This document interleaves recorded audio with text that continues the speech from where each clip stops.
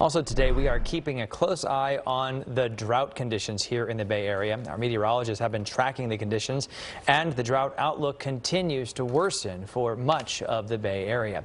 NBC Bay Area Cierra Johnson is live with an update and the measure one community is taking for water conservation. Hi, Cierra.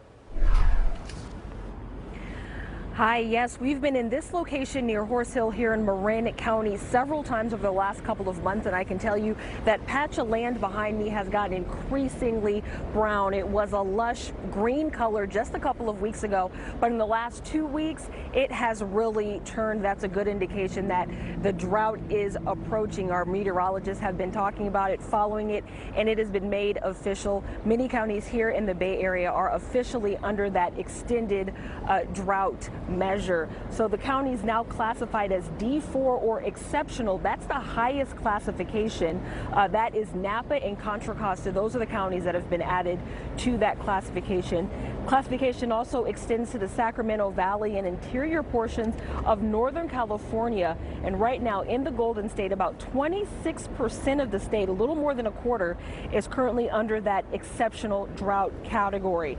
And here in Marin County, just last week, the county's Board of Supervisors declared a drought emergency. That move will allow for federal as well as state aid. And as it stands, Marin water's reservoir levels currently at about 50%. This is the lowest level Marin County Water Board tells us in 40 years. This time of year, it's typically above 90%. So because of that, the board extended additional measures to preserve their water. Spray irrigation is now limited to 2 days a week, and that drip irrigation limited to 3 days a week. So these conditions, both here in Marin and further north in Napa and Contra Costa counties, we will continue to monitor those situations as we approach that much dreaded fire season. We're live in Marin County, Mill Valley. Cierra Johnson for NBC Bay Area News.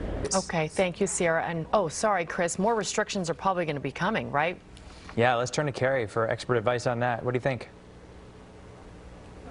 Yeah, I mean, we really have to think about how we're going to save as much water as we can. It's not just a California problem. Look at how expansive this drought is across the region. You can see that mostly half of Nevada, as well as Utah and Arizona and New Mexico, covered in that highest level of drought. And more of that is moving into California, and especially the Bay Area, as we've seen the darker red shade, the exceptional drought really expanding there into the Sacramento Valley, into parts of Northern California. So what does that mean for you when we hit exceptional drought?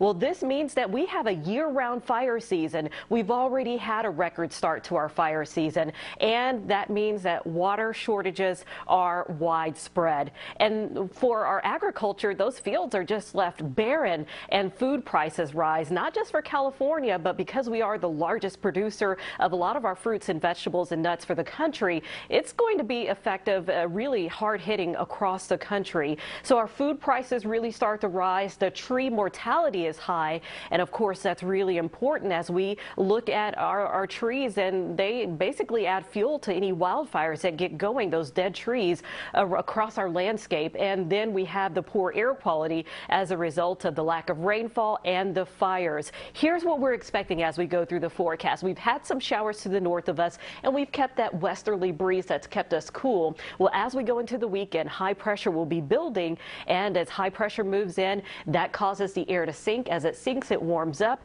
and then we also, around that high pressure, get a northerly wind flow that makes it really heat up. And with the lack of an ocean breeze, hot and dry conditions will be moving in as we go into our Memorial Day weekend. So that could really change a lot of people's plans. But at least today, we do have a little while longer to enjoy that ocean breeze. Our temperatures reach into the upper 70s in Napa. We'll see a high of 77 in Antioch, as well as Livermore and Palo Alto reaching 71 degrees. San Jose will reach into the mid 70s. And we do have a few more days of a nice cool ocean breeze and some milder weather for our inland valleys. But look at Sunday, we start to heat up, and Memorial Day is when we see those temperatures peak. And a lot of people try to cool off with water and things like that, but that's really not a good idea at this point, especially due to the lack of water that we have across the region. We're not going to see as as many changes in San Francisco. At least here, we do keep enough of an ocean breeze to keep our temperatures a little bit milder, but definitely a concern. And this drought is an emergency that we really have to put a lot of attention on, Janelle and Chris.